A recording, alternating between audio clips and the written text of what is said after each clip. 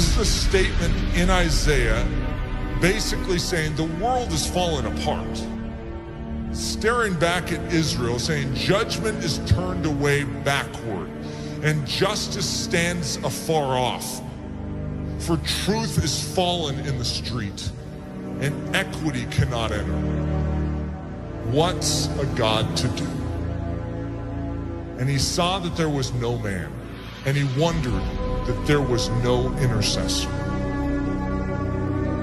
An intercessor basically means one who fills the gap. If you have a walled city and there is a hole in the walled city, you know, just this little part that is like broken down, it's like a pile of rubble, and actually you can sneak through it. You know that there's a vulnerability in a time of war? If you have an enemy, what's an enemy looking for? The gate, to try and scale the gate? They're looking for breaches or holes in the wall. They're not stupid. They're not going to waste their time going through the front door when they can go through a side little broken down breach. So the enemy, by his very nature, is constantly watching the integrity of the wall. He's looking for holes. We have massive holes in our life that give the enemy access to do with our life what he sees fit to do. We can say, that's horrible, I'm a Christian. Yeah, you're a Christian with breaches.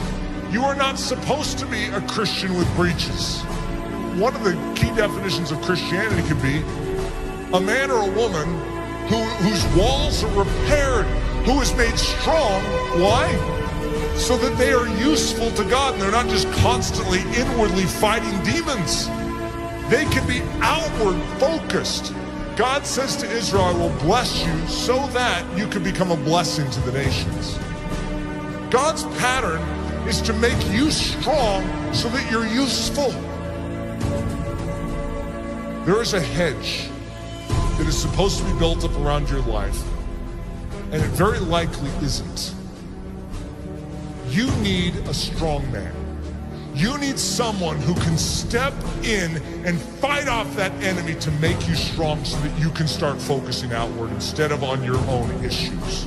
Most of us as Christians, the church is so weak because we have literally less than 1% of our time that is able to focus outward because we are so caught up in our issues and our difficulties. Even the healthiest among us, we have issues. We have difficulties, whether it's relational, whether it's financial, whether it's health, we have issues.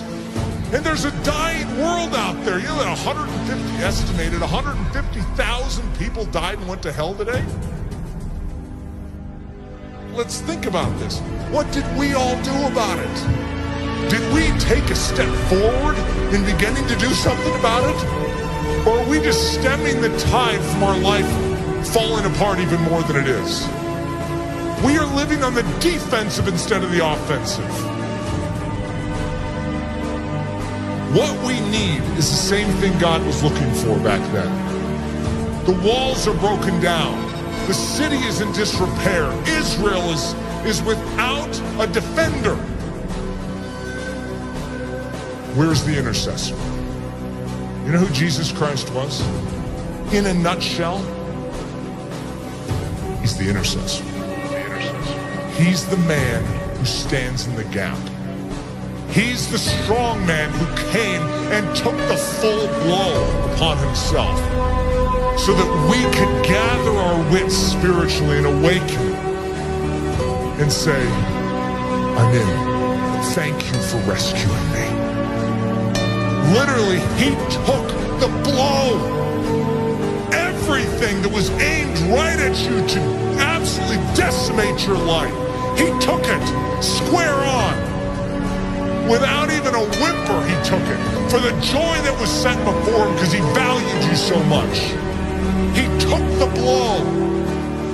See, one of the things that happens with the life of Jesus, we have a tendency to make him a mousy character. We have a tendency to diminish his manly strength. We are talking about the greatest warrior of all time. In the Old Testament, the term is Lord of Hosts. the captain of captains, the general of generals. And he's a general that led his troops into battle with his own life. He's the one that did it. All the rest of the army was cowering in the background. They couldn't fight this army, and he stood up single-handedly and defeated them. That is our intercessor. That is our king. In the same way that he stood for you then, I want you to know, he still stands for you now.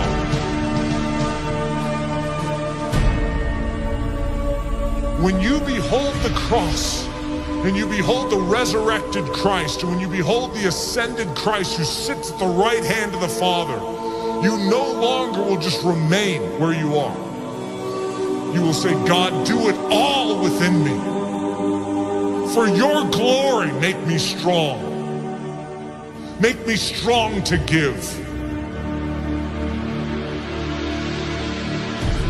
God is looking for an intercessor, someone who will make up this breach. We need to become a body that is thinking about every single one around us, as opposed to ourselves. Coming to church going, I need to be prayed for this week. What about who can I pray for this week? Just a different mindset. It's not what this church can do for you, but what you can do for Jesus Christ and this church. Think of that attitude shift, saying, God, you made this life and you have called me for more than just to save me. You have rescued me so that I could become a rescuer. Who needs rescued? Who needs help? Who needs me to stand in the gap and take the hit? That's the attitude. It's not your skin and how you can save it. It's how you can spend it for his glory. Folks, do you know how close we are to the coming of Jesus Christ? The Bible tells us we don't know the very day or the hour, but we're not children of darkness, that day should overtake us as a thief. Can you see it? Do you understand that we're on the threshold of the return of Christ now? He's right at the door. I can hear his footsteps coming. There's something in my heart that's saying, get your lamp out, trim your lamp, get ready. Behold, the bridegroom is coming. Go out to meet him. That's got to be the cry of the church now. This insanity in the Middle East, and nation now rising against nation. Calamities coming upon the earth just as Jesus said they would.